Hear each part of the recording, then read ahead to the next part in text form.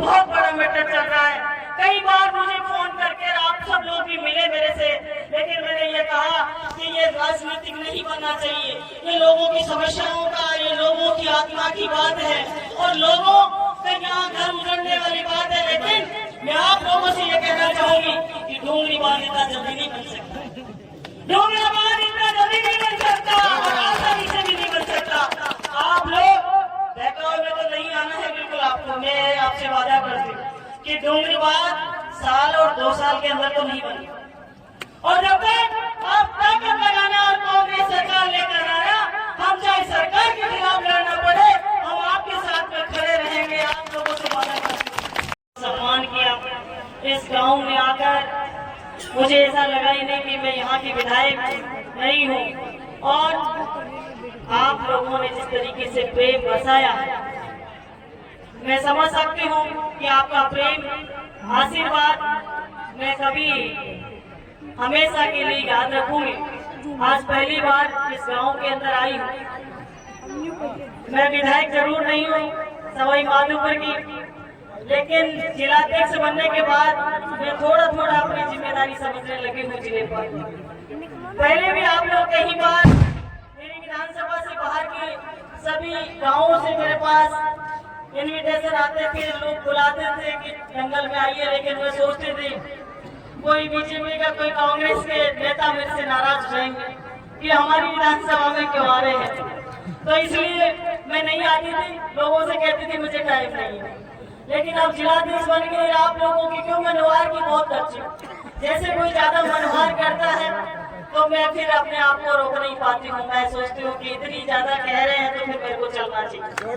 तो इसलिए आज की झोपड़ी के जो लोग मेरे साथ पंच पटेल वहाँ गए घर पे और इन्होंने कहा कि आपको जरूर आना है, तो उन्होंने ये भी कहा कि हमारी माता बहनें आपसे मिलना चाहती, तो इसलिए मैंने इनका प्रेम भी देखा अभी।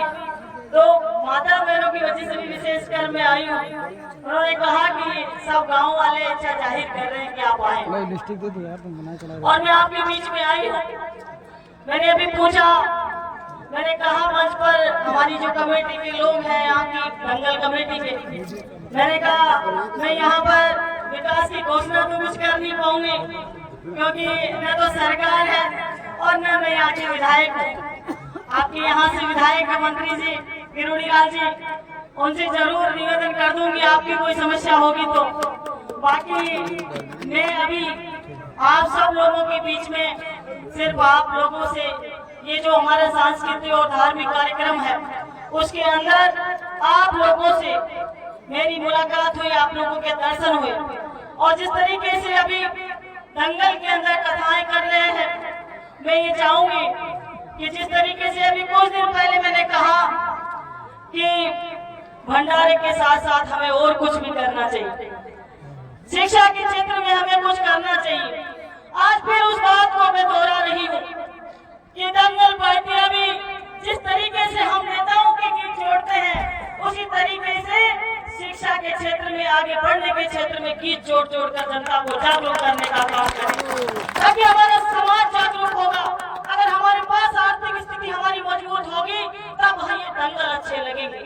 जब धार्मिक प्रोग्राम हम करते हैं कौन उद्योग लगाते हैं, कोई नहीं लगाते। और आज की जो सरकार है उद्योगपतियों को लाभ पहुंचाने वाली सरकार है और गरीबों को शोषण करने वाली सरकार है, किसानों को खून चूसने वाली सरकार है। तो आप सब लोगों को समझना चाहिए नौकरी के साथ साथ पढ़ाई के साथ, पढ़ाई का एक मतलब नहीं होता, पढ़ाई का सिर्फ नौकरी मतलब नहीं होता, पढ़ाई का कई मतलब होते हैं। अगर शिक्षित होंगे व्यक्ति, शिक्षित होंगे हमारे बच्चे, हमारी बच्चियां, तो विकसित होंगे, किसी भी क्षेत्र में विकसित हो सकते हैं। ऐसा नहीं है कि हम नौकरी करें, लेकिन आज हमारे समाज के अंदर क्या है कि नौकरी वाला छोरा छोरी के लिए भी नौकरी वाला देखते हैं कि शोर है भाई, नौकरी तो रहेगी रहेगी, लेकिन हमें कई सारे क्षेत्र हैं जिनके अंदर जाना चाहिए। मैं ऐसा आप लोगों से विनती निवेदन करती हूँ, सुझाव है मेरे तो करना आप सब लोगों को है। बाकी हर मंच पे मेरा ध्येय रहता है कि मैं किस तरीके से सर्व समाज को किस तरीके से जागरूक करने का काम करूं।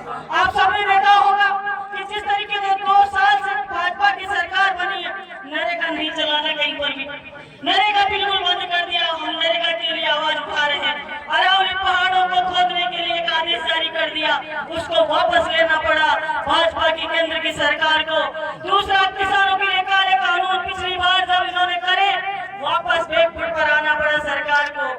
इसी तरीके से मैं आपसे कहना चाहूंगी कि आप लोगों को जागरूक रहने की आवश्यकता है। डूंगरी बांध का आपका बहुत बड़ा मैटर चल रहा है। कई बार मुझे फोन करके आप सब लोग भी मिले मेरे से, लेकिन मैंने ये कहा कि ये राजनीतिक नहीं बनना चाहिए। ये लोगों की समस्याओं का, ये लोगों की आत्मा की बात है और लोगों के यहाँ घर उजड़ने वाली बात है। लेकिन मैं आप लोगों से ये कहना चाहूंगी कि डूंगरी बांध इतना जल्दी नहीं बन सकता, डूंगरी बांध इतना जल्दी नहीं बन सकता और आसानी से भी नहीं बन सकता। आप लोग बहकावे में तो नहीं आना है बिल्कुल आपको। मैं आपसे वादा करती हूँ कि डूंगरी बांध साल और 2 साल के अंदर तो नहीं बनी, और जब तक आप ताकत लगाना और कांग्रेस सरकार लेकर आना, हम चाहे सरकार के खिलाफ लड़ना पड़े, हम आपके साथ में खड़े रहेंगे। आप लोगों से वादा करते हैं। जिस तरीके से आपका प्रेम मेरे साथ है, मैं चाहूंगी कि जब मैं कांग्रेस की एमएलए हूँ पूरे जिले के अंदर, तो हम कांग्रेस के एमएलए हैं। आप सबने देखा होगा कि जिस तरीके से विधानसभा के अंदर ऐसा नहीं है कि पूरी हम पहले क्या करते थे, पूरे राजस्थान के पूरे जिले के सवाल लगाया करते थे, लेकिन आज भाजपा की सरकार ने क्या किया है कि एक गांव का विधानसभा का सवाल आप लोग लगाइए। ऐसी पाबंदियां ये लोग कर रहे हैं और आप सब लोगों को इसी बात पर ये कहना चाहूंगी मैं कि आने वाले समय में आप लोगों को मैं जितना आप लोगों के लिए कर सकती हूँ, कांग्रेस के जिले के अध्यक्ष होने के नाते मैं आप लोगों के साथ कंधे से कंधा मिलाकर खड़ी हूँ।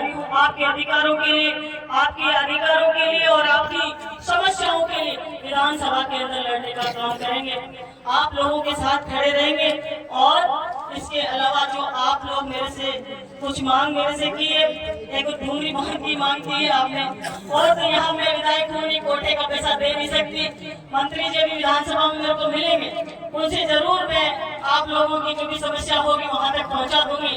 करना उन्हीं को है, लेकिन आप ये और समझ लीजिए, हम किरोड़ी लाल जी को, बाबा को मुख्यमंत्री बनाने के लिए और चाहे और बड़ा पद देने के लिए ही तो यहाँ से चुनाव जिताए थे। लेकिन हम लोग तो बार बार भाजपा के लोगों को कहते रहते हैं कि समाज का बड़ा नेता है हमारा और इनकी बात माननी चाहिए आप लोगों को। लेकिन आप लोगों को कहीं न कहीं हमारे जो किरोड़ी लाल जी को भी भाजपा सरकार दरकिनार कर रही है। तो आप सब लोगों की पीड़ा भी समझ रही हूँ, और मैंने भी यही कहा, हर बात में दबाने का प्रयास इनको किया जाता है। और डूंगरी बांध की रही बात, तो आप लोग निश्चिंत रहें। वो कई सारे लोग कहते रहते हैं कि डूंगरी बांध बन रहा है, बाबा बनवा रहा है, कोई नहीं बनवा रहा। अभी डूंगरी बांध को बहुत समय लगेगा बनने में, 10 साल लगेंगे डूंगरी बांध को बनने में। और डूंगरी बांध तो जब शुरू होगा जब आप लोग सहमत हो जाएंगे। आप लोग सहमत नहीं होंगे ना, तो डूंगरी बांध नहीं बन सकता। मैं आप लोगों के